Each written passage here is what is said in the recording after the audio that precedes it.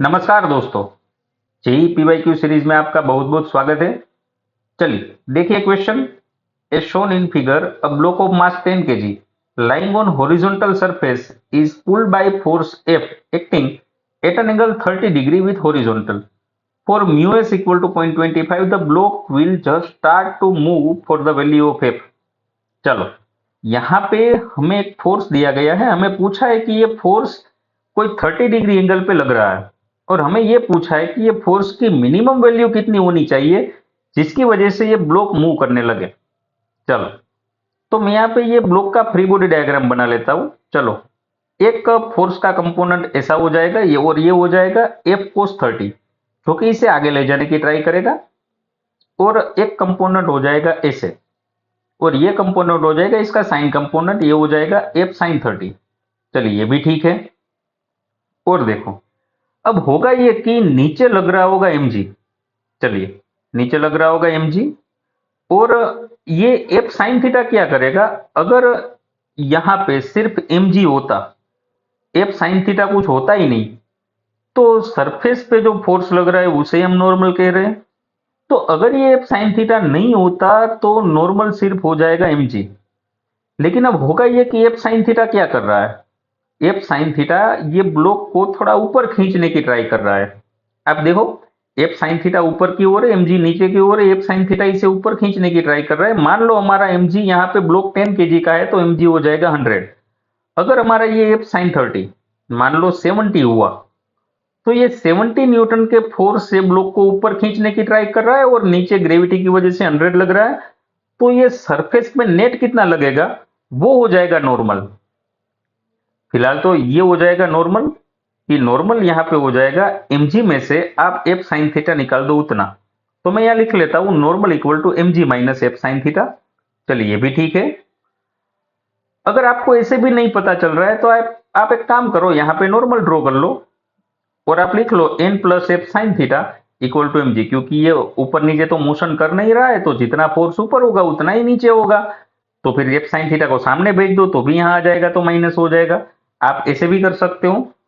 चलिए अब होगा ये कि ये जैसे ही इसे आगे खींचने की ट्राई करेगा, पीछे इसे रोकने की ट्राई करेगा फ्रिक्शन, तो यहाँ पे पीछे लगेगा फ्रिक्शन।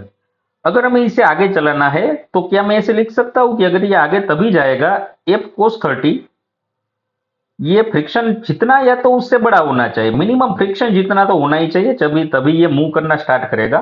तो क्या मैं ऐसे लिख सकता हूं एफ कोस 30, ये मिनिमम फ्रिक्शन जितना तो होना ही चाहिए। चलिए ये हो जाएगा फ्रिक्शन जितना। यहां पे एफ कोस 30 क्या फ्रिक्शन की जगह पे म्यू एन लिख लो, तो म्यू एन की वैल्यू तो हमने यहां निकाल ही ली है, वैसे एन की वैल्यू में मिली mg minus F sine theta. चलिए एफ वाले टर्म एक साइड करो।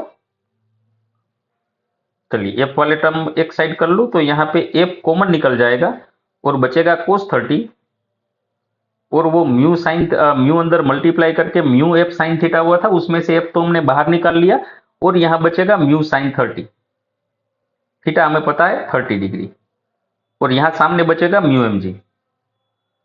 चलिए अगर हमें एफ की वैल्यू चाहिए तो कोस 30 को भेज दो नीचे, एफ की वैल्यू निकल जाएगी mu mg by cos 30 plus mu sign 30।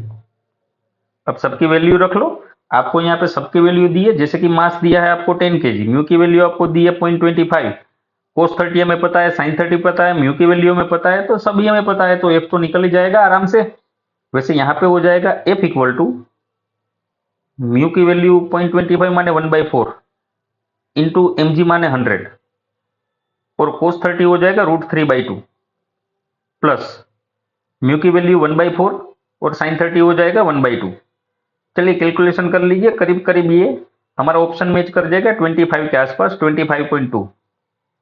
एक और बात कि अगर मान लो कहीं पे दोस्तों ये क्वेश्चन बार बार पूछा जाएगा, और पीछे भी कई बार पूछ चुके हैं, कभी कभी आपको बता दिया है कि मान लीजिए ब्लॉक है, आपको सिर्फ यही पूछा है कि ब्लॉक पे मिनिमम कितना फोर्स लगाया जाए ताकि ब्लॉक मूव करने लगे, तो थीटा भी आपको नहीं दिया है। अब ये फोर्स आपका मिनिमम नहीं होगा, आप अगर इसे ऐसे लगाने जाओ तो ये फोर्स मिनिमम नहीं होगा जिसकी वजह से ये चलने लगेगा। क्यों? क्योंकि अगर आप इसकी बजाय ऐसे फोर्स दे दो, ऐसे नहीं, ऐसे ऐसे फोर्स दे दो, तो ये हो जाएगा एफ। यहाँ पे मान लो एंगल बन रहा है थीटा, तो ये फोर्स का एक कंपोनेंट आगे खींचने की ट्राई करेगा, एक कंपोनेंट ऊपर खींचने की ट्राई करेगा। तो ऊपर खींचने वाला जो कंपोनेंट है वो नॉर्मल थोड़ा कम करेगा, क्योंकि थोड़ा ये ऊपर खींच रहा है तो सरफेस पे लगने वाला नेट फोर्स थोड़ा कम करेगा। नीचे एमजी को थोड़ा कम करेगा, क्योंकि ये ऊपर लग रहा है इसका एक कंपोनेंट।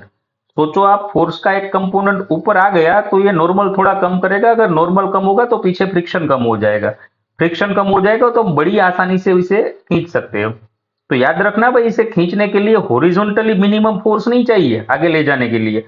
अगर इसे मिनिमम फोर्स चाहिए तो हमें कोई एंगल पे फोर्स देना चाहिए, ताकि इसका एक कंपोनेंट एमजी को बैलेंस करने की ट्राई करे, थोड़ा कम करे तो नॉर्मल थोड़ा कम हो जाएगा, नॉर्मल कम हो जाएगा तो फ्रिक्शन कम हो जाएगा।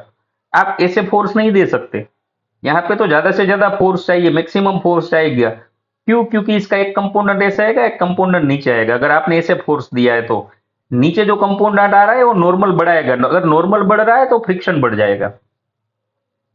चलिए मान लीजिए कभी आपको थीटा दिया नहीं है तो आप क्या करेंगे? अगर थीटा दिया नहीं है तो आप यहां मान के चलिए कि भाई ये एंगल अपना थीटा है, ये एंगल भी थीटा है। तो ये फॉर्मूला कैसा बन जाएगा? याद ही रख लेना भाई, ये फॉर्मूला बार बार आएगा। ये हो जाएगा mu M G by cos theta plus mu sine theta. अगर मान लीजिए आपको फोर्स मिनिमम चाहिए, फोर्स मिनिमम चाहिए, तो क्या ये नीचे वाला टर्म मैक्सिमम करना चाहिए?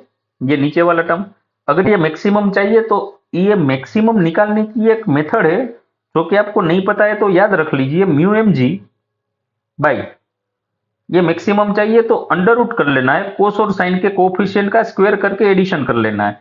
चलिए, कोस थीटा का कोफिशिएंट हो जाएगा 1 और 1 का स्क्वायर भी 1 ही हो जाएगा, और साइन थीटा का कोफिशिएंट हो जाएगा म्यू, यहाँ हो जाएगा म्यू स्क्वायर। याद रख लीजिए भाई, ये बार बार आएगा। मिनिमम फोर्स पूछा है, अगर आपको थीटा नहीं दिया है तब की बात है, थीटा दिया है तो कोई दिक्कत ही नहीं है। चलिए मिलते हैं दोस्तों अगले वीडियो में, थैंक यू।